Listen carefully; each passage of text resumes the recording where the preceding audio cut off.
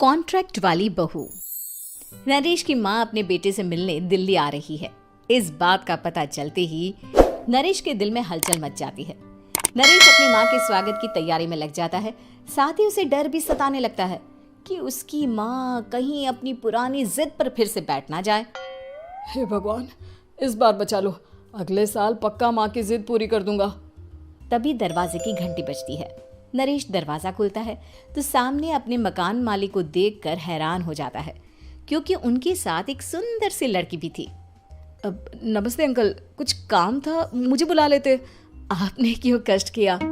अरे नहीं नहीं, इसमें कष्ट कैसा, मैं तो बस तुम्हें रीना से मिलवाने आया था। आज से रीना तुम्हारे साथ इसी फ्लैट में रहेगी। अंकल, कोई लड़का फ्लैटमेट नहीं है? एक अनजान लड़की के साथ रहना मेरे लिए थोड़ा अजीब होगा। देखो नरेश, मैं तुम्हें पहले भी बता चुका हूँ कि इस फ्लैट में तुम्हें किसी ना किसी के साथ एडजस्ट करना ही होगा, या फिर तुम अकेले पूरे फ्लैट का किराया दे दो, मैं किसी को नहीं रखूंगा। नरेश अपने मकान मालिक की बात सुन के रीना के साथ रहने के लिए तैयार हो जाता है, पर अंदर ही अंदर उसे ये बात खाने लगती है कि वो अपनी माँ को क्या जवाब देगा जब उसकी माँ रीना के बारे में उसे पूछेगी। दिन बीतने लगते हैं। नरेश और रीना अच्छे दोस्त भी बन जाते हैं, पर अभी भी नरेश अपनी प्रॉब्लम का सॉल्यूशन नहीं ढूंढ पाता। एक दिन नरेश बहुत परेशान सा बैठा होता है। तभी रीना उसे पूछती है, क्या हुआ नरेश, तुम काफी परेशान लग रहे हो, सब ठीक तो है ना? हाँ सब ठीक है, बस एक छोटी सी प्रॉब्लम है। वो एक्चुअली 2 दिन बाद मेरी माँ मुझसे मिलने आ रही है। अरे तो इसमें प्रॉब्लम क्या है, ये तो खुशी की बात है। हाँ रीना, बट मेरी माँ एक जिद लेकर बैठ गई है कि मैं शादी कर लूँ, पर मैं अभी इस चीज़ के लिए तैयार नहीं हूँ। ऊपर से जब वो तुम्हें देखेगी तो 100 सवाल करेगी, क्या जवाब दूंगा? अरे इसमें कोई टेंशन वाली बात नहीं है, मेरे पास ना इस प्रॉब्लम का सलूशन है, जिससे ना तुम्हें शादी करनी पड़ेगी और ना ही तुम्हारी माँ मेरे बारे में कुछ पूछेंगी। रीना की बात सुनकर नरेश सोच में डूब जाता है। वो सोचता है कि रीना खुले ख्यालों वाली लड़की है, कहीं माँ को सच बता ना दे। नरेश को सोच में डूबा देखकर रीना कहती है, अरे क्या हुआ, किस सोच में पड़ गए? डोंट वरी, जैसा तुम सोच रहे हो ना वैसे कुछ भी नहीं है, मेरे पास एक प्लान है। मैं कुछ समझ नहीं पा रहा हूँ, कैसा प्लान? मैं समझाती हूँ। हम ना एक कॉन्ट्रैक्ट मैरिज कर लेते हैं। फिलहाल मेरे पास जॉब नहीं है, तो तुम इस रूम का किराया दे देना जब तक तुम्हारी माँ यहाँ रहेंगी, सिर्फ तब तक। और तुम अपनी माँ से कह देना कि मैं तुम्हारी पत्नी हूँ, इससे वो मेरे यहाँ रहने पर कोई सवाल भी नहीं करेंगी। अरे बात तुम्हारी ठीक है, पर माँ से झूठ बोलना, ना ना बाबा, मैं ये रिस्क नहीं ले सकता। कोई और आइडिया दो ना तुम। देखो मंजूर हो तो बोलो, वरना सच बता दो, मुझे कोई प्रॉब्लम नहीं है। रीना की बात सुनकर नरेश सोच में डूब जाता है। बहुत सोचने के बाद जब उसे कोई रास्ता नहीं मिलता तो वो रीना के बताए हुए रास्ते पर चलने के लिए तैयार हो जाता है।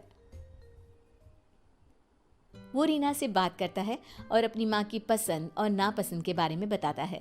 रीना भी नरेश की सभी बातों को ध्यान से सुनती है, ताकि कहीं उससे कोई गलती ना हो जाए। आखिर वो दिन भी आ जाता है जब नरेश की माँ उससे मिलने दिल्ली आ जाती है।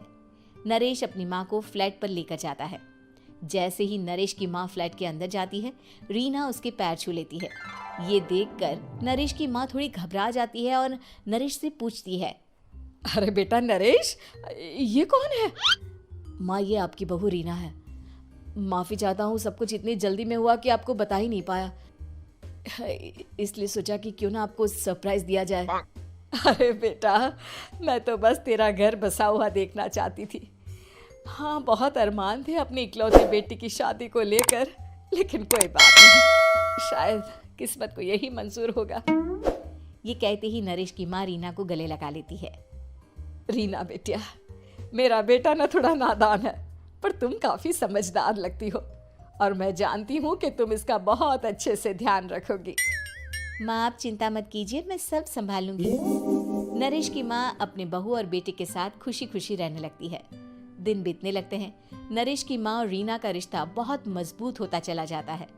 वो दोनों सारा दिन एक साथ रहती और खूब बातें करती। इधर साथ रहते रहते नरेश और रीना भी एक दूसरे से प्यार करने लगते हैं। दोनों को इस बात का एहसास हो जाता है, फिर भी वो इस बात को छुपा कर ही रखते हैं। एक दिन नरेश की माँ और रीना शादी के बारे में बात करने लगते हैं। रीना बिटिया, ये तो नरेश ने मुझे बिना बताए शादी कर ली, वरना मैं तो अपनी इकलौती बेटी की शादी इतनी धूमधाम से करती कि सारी दुनिया देखती रह जाती। अच्छा माँ, आप ऐसा भी क्या करती नरेश और मेरी शादी में जो दुनिया देखती रह जाती? अरे बिटिया, एक माँ के अरमान तुम अभी नहीं समझोगी।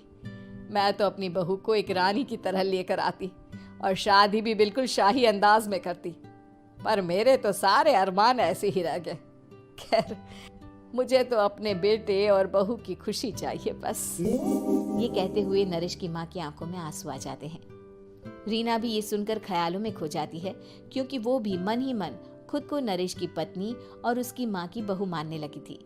शाम को जब नरेश ऑफिस से घर आता है तो रीना खुद को रोक नहीं पाती और नरेश के सामने उसकी माँ को अपने और नरेश के रिश्ते का सारा सच बता देती है।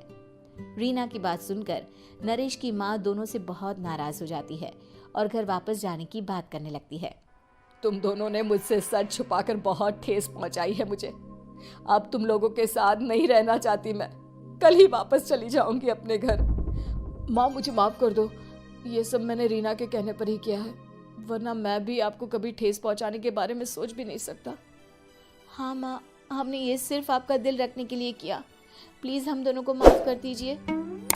तुम दोनों ने मेरे अरमानों के साथ खिलवाड़ किया है, और वैसे भी मुझे अपने बेटे के लिए एक अच्छी लड़की ढूंढनी है, इसलिए मेरा यहाँ से जाना ही बेहतर होगा। माँ की ये बात सुनकर रीना खुद को रोक नहीं पाती। माँ, क्या मैं आपके घर की बहू बनने लायक नहीं हूँ? रीना की बात सुनकर नरेश हैरान रह जाता है। नरेश की माँ भी कुछ समझ नहीं पाती।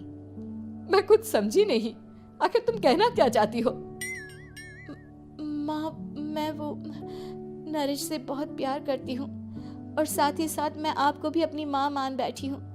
आज जब आपकी बातें सुनी तो खुद को रोक नहीं पाई, इसलिए सारा सच आपको बता दिया। रीना की बात सुनकर नरेश की माँ की आंखों में आंसू आ जाते हैं और वो अपने बेटे नरेश और रीना को गले लगा लेती है। मेरे घर की बहू तो सिर्फ रीना बिटिया ही बनेगी।